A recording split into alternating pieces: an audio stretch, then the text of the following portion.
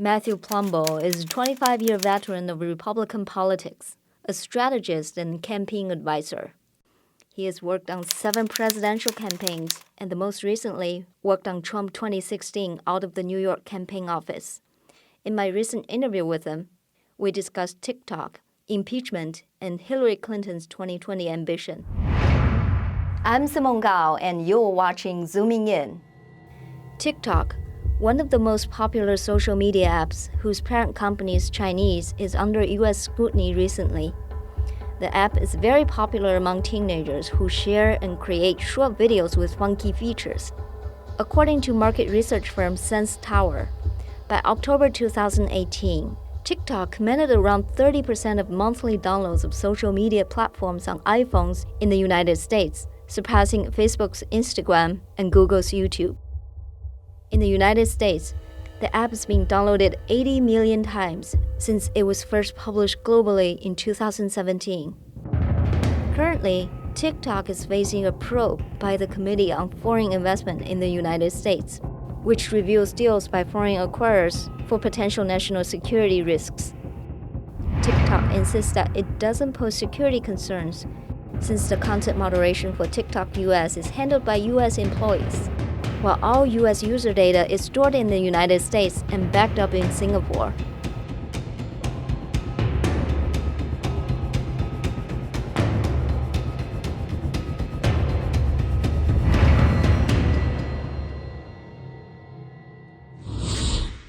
Okay, TikTok, let's get to the point right away. Why do you think it's going to be the next big battlefield? I do. I think it's going to be the first major battle of this trade war. And I think the reason is because there's so much that we don't know about TikTok other than it's wildly popular here in the United States, particularly with young people. And I think that's going to be the key issue is that we've got 100 million youth in this country, American boys, girls, preteens that have downloaded this app.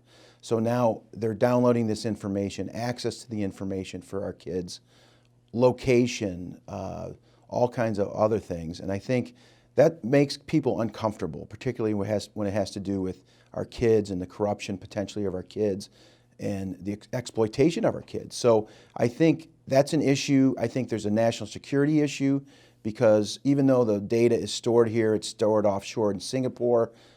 We don't know what we don't know in terms of what is happening with that data. And I think if you look back in the history of this country, anytime there's issues, that's one of the things that Americans can always really unite across party lines is when we're trying to protect our kids. And I think you're going to see that. I think the issue... So when you talk about protect the kids, are you protecting the kids from the Chinese regime? Or? Well, I think it's just we've got this company that we know very little about that has information on our kids in terms of what their web activities are and location again. So I don't know really. I think that's the question is where does this data go? What are they doing with the data? What is their plan for the data? And then who has access to it? I think is and they've said TikTok has said and the parent company that no one in China has access to the data, but we don't know that. I think we've got to dig a little deeper, and you've seen people like Tom Cotton in the Senate and across the aisle, again, bipartisan support in the Senate to really take a step back on TikTok and start to really look at what is going on with this company and what are they doing to the data. I think the interesting thing that's going to be is all of these big tech companies, and it's very successful. It's again, the downloads are through the roof. Kids are using it. The advertising revenue from all reports are very good. That the next iteration for a company like that is to go public. We've seen it with Facebook and Twitter, Snap, for example. These big, huge tech companies that are app-based programs that collect data and they provide a value or service. They always want to do an IPO because it's popular and people use it. What I think the fight there is going to be access to U.S. capital markets, and I think that could be a battle. Let's go back just a little bit. I mean, when you talk about data security and stuff, Sure. Facebook, Twitter, all those social media, they all collect user data. They do, that's right. And Instagram, I mean, a lot of young kids use Instagram. So why do you think TikTok is such a big issue? I think there's questions about all of them. I think, and I think people need to understand these companies are providing a value and a solution, and there's really no charge for it. You know, people don't pay to be on Facebook. People don't pay to get on Instagram. So they are obviously, their business model, as we've all heard about, is to monetize the data. I think the heightened awareness, or I guess concern, at least that I have with TikTok, is that it's not an American company. So, and we've seen the controversy with Huawei and things of that nature, where they really have tried to get their tentacles, I guess, across the world, you know, with infrastructure programs to really have access to information of people, again, all over the world. So my concern is that it's not an American company, it's a Chinese company, and then is this another situation where we're going to get down the road and they're going to be so ensconced in what our culture is with this app that it's going to be too far down the road to sort of turn around. So I'd prefer we put the brakes on it, investigate what's going on, and figure out about this data and what they're doing with the data. Right. Do you think it will play a role in the U.S.-China trade war? I think I think the bigger picture would be that it could play what we talked about, the access to U.S. capital markets. I think that is a concern, that if Chinese companies continue on the other issues with forced technology transfer or IP theft and that sort of thing, this is just one of those other issues, I think, which would be if they don't come around on that sort of thing and really be open on those issues, and then data, that down the road, I do think there could be a limitation of those companies to U.S. capital markets, which I think is the big major prize down the road that could really deal a blow to these companies from China and have them come around and really be a major sort of issue that we could use in the negotiations in this trade war. You think it will set an example of, you know, stop the U.S.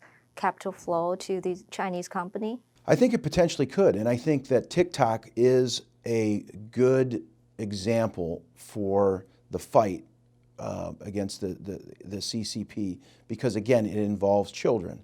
And I think, again, you look throughout history, there's always been a bipartisan sort of united front for the American people when they're defending the kids of America. So I think that really is a battle that they could win, the anti-CCP faction could win in this trade war by using TikTok as leverage, definitely.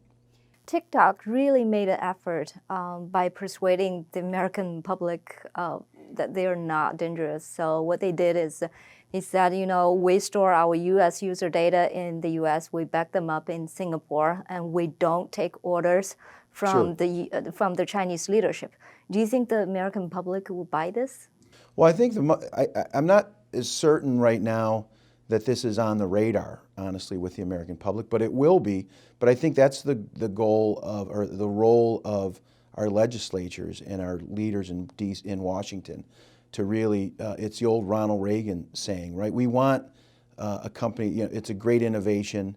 TikTok, you know, people enjoy the app, Americans are using it, but it's the old Ronald Reagan adage of trust but verify. So I think that's one of the things that we have to do, is they've said this is what they're doing. I think we have to have the ability, the U.S. government, to investigate whether that is true, and who does, once the data is in Singapore, who has access to it? And I think that's one of the questions that has to be answered.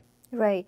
Talking about data access, Huawei only is present in some rural areas in the U.S., but TikTok is like 100 million people downloading TikTok in the U.S. Right. So that's, in terms of data security, that's really, it's a national security issue as well. So in addition to all the issues we've just talked about in terms of kids and that data aspect, but you make a great point. TikTok is everywhere. It's in every metropolitan major city in this country, and so I think that's critically important from a national security standpoint. You think it's even going to be bigger than Huawei? I think it potentially has it could be.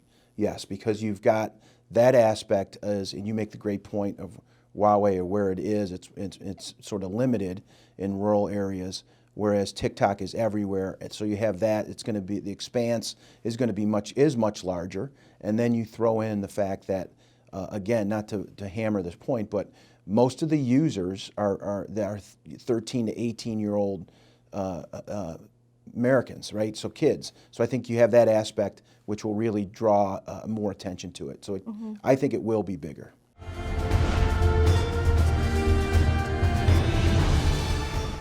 Bill Taylor, the former U.S. ambassador to Ukraine, spoke to lawmakers last month in a closed-door session as part of the House impeachment inquiry. House Democrats released his testimony a week before he was slated to appear at the investigation's first public hearing on November 13th.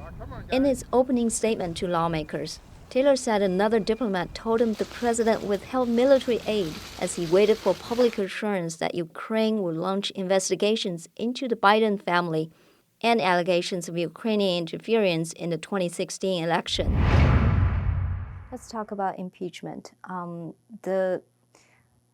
Bill Taylor, Sure. former U.S. ambassador to Ukraine, Bill Taylor, testified that he is being told by other officials that the White House was willing to hold up both the military aids and the meeting with President Trump in exchange of investigations into Hunter Biden and the 2016 election intervention. So if that's true, do you think that amounts to the president deserving being impeached? I don't, and I think in terms, and we're going to hear from General Taylor next week in the public hearings. My sense is that as the chief law enforcement officer, the president, the commander-in-chief, has the right to ask questions regarding corruption, to ask questions regarding work being done by foreign countries that are receiving massive amounts of U.S. aid, to investigate what's happening with that aid.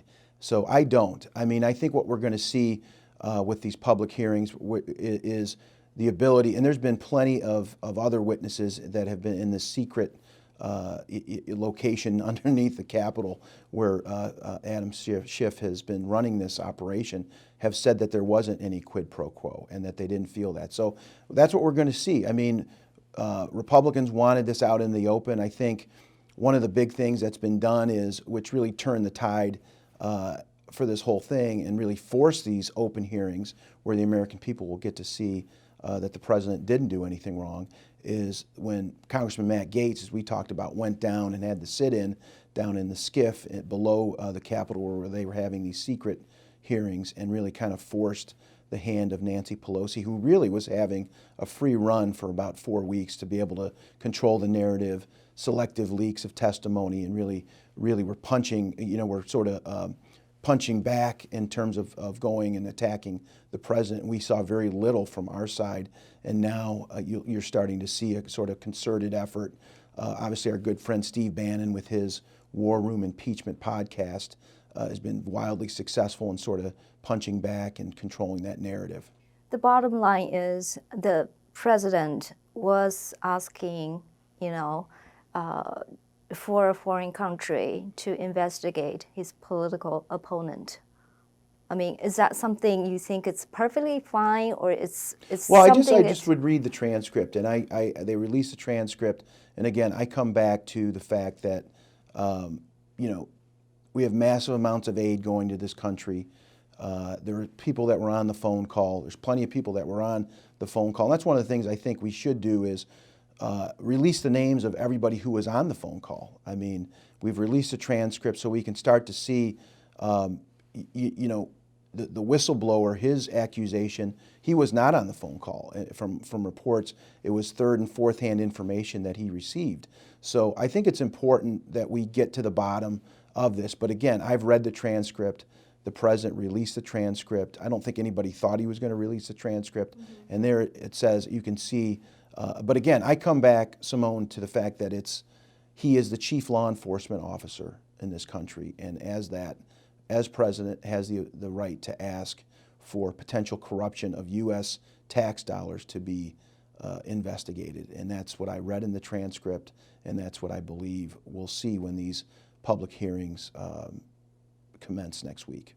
Talking about the whistleblower, do you think the whistleblower's identity should be revealed? I do. I do think it should be revealed from the standpoint of the fact that we need to. How about the whistleblower protection law? Well, I guess I would argue that the whistleblower protection law, in terms of this is third and fourth hand information. So I would even question whether the person is characterized as a whistleblower under the statute just because he didn't have firsthand knowledge of that. So I think that's an issue that obviously people can argue. I do have a question about Sure. that. What's the difference between a whistleblower and an informant? Yeah, well, I think a whistleblower, that's a good question. I mean, I think a whistleblower in the past has been Informant somebody working for the opposite side. Yeah, exactly. Yeah, sure. And I think a whistleblower under the statute is somebody who is close to the situation and feels that the information could potentially hurt their position within the organization. So that's why they're protected.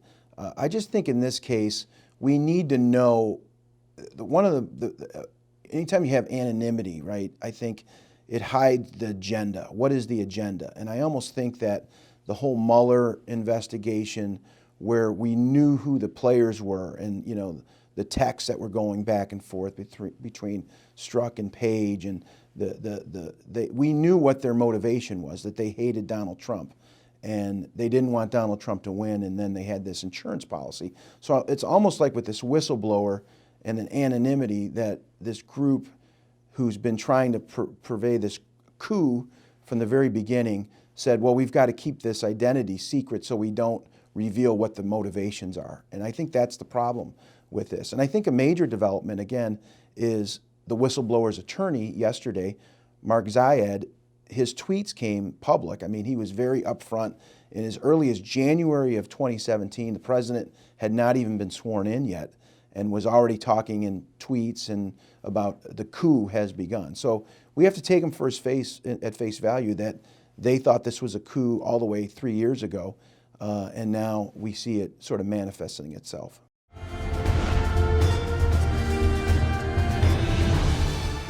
Another thing is the role of Rudy Giuliani, the controversial role of Rudy Giuliani.